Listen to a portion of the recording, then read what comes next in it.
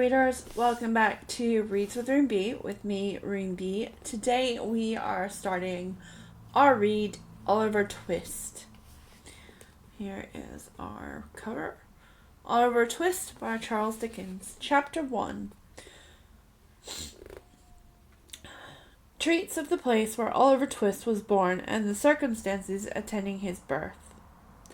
Among other public buildings in a certain town, for which many reasons I will be prudent to refrain from mentioning, and to which I will assign no fictitious name, there is one anciently common to most towns, or great or small, to wit, a workhouse, and in this workhouse was born, on a day and date which I need not trouble myself to repeat, insomuch as it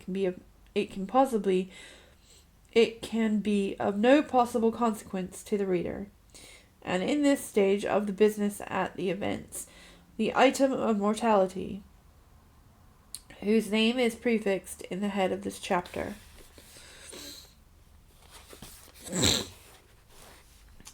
For a long time after it was ushered into this world of sorrow and trouble by the parish surgeon, it remained a matter of considerable doubt whether the child would survive to bear any name at all,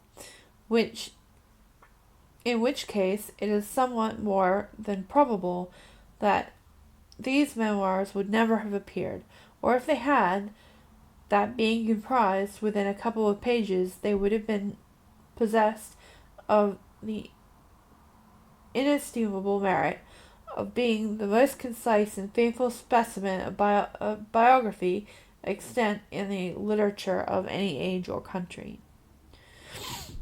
Although I am not disposed to maintain that being born in a workhouse is itself the most fortunate and enviable circumstance that can possibly befall a human being, I do mean to say that this particular instance, it was the best thing for Oliver Twist that could by possibility have occurred. The fact is that there was considerable difficulty in inducing Oliver to take himself there was considerable difficulty in inducing Oliver to take it upon himself that office of respiration, a troublesome practice, but one which custom has rendered by necessary to our existence. And for some time he lay gasping on a little flock mattress, rather unequally poised between this world and the next, and the balance being decidedly in the favor of the later. Now, if during this brief period Oliver had been surrounded by careful grandmothers and anxious aunts and expecting nurses and experienced nurses and doctors of profound wisdom, he would have most enviably and undoubtedly have been killed in no time. There being nobody by, however, but a pauper old woman, who was rendered rather misty by an unwonted allowance of beer, and the parish surgeon, who did matters by such contract. Oliver and nature fought the point between them. The result was, after a few struggles, Oliver breathed, sneezed, and proceeded to advertise to the inmates of the workhouse the fact of a new burden having been imposed upon the parish, and by setting up as loud a cry as could reasonably have been expected from such a small male infant, who had not been possessed of that very useful appendage, a voice, for much longer than a space of time of 3 minutes and a quarter. As Oliver gave his first proof of free and proper action of his lungs, the patchwork coverlet, which was carelessly flung over the iron bedstead, rustled, and the pale face of the young woman was raised feebly from the pillow, and the faint voice imperfectly articulated the words, "Let me see him. Let me see the child and die."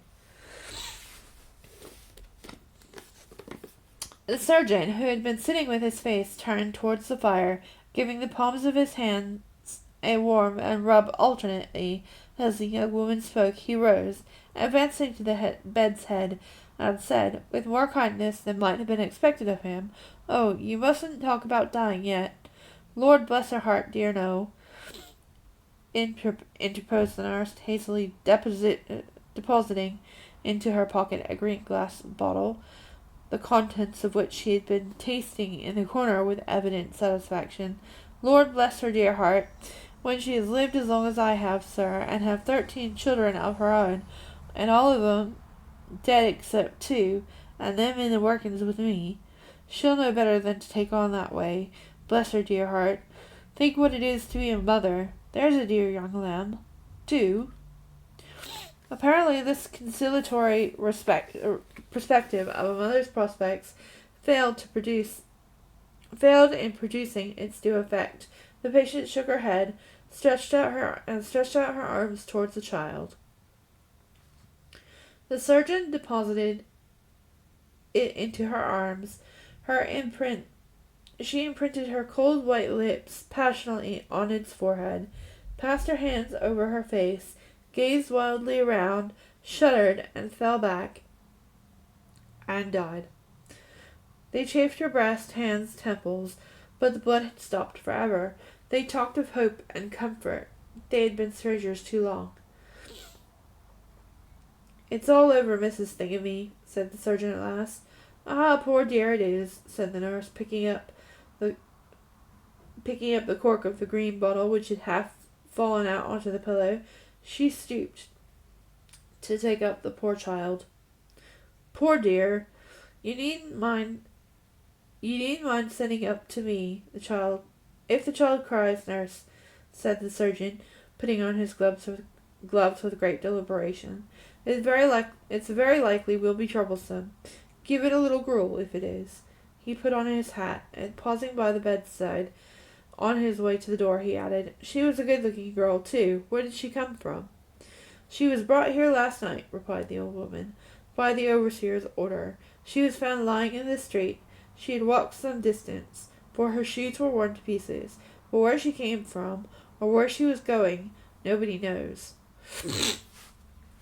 The surgeon kneeled over the body and raised the left hand. "Old story," he said, shaking his head. "No wedding ring. Ah, I see. Ah, good night."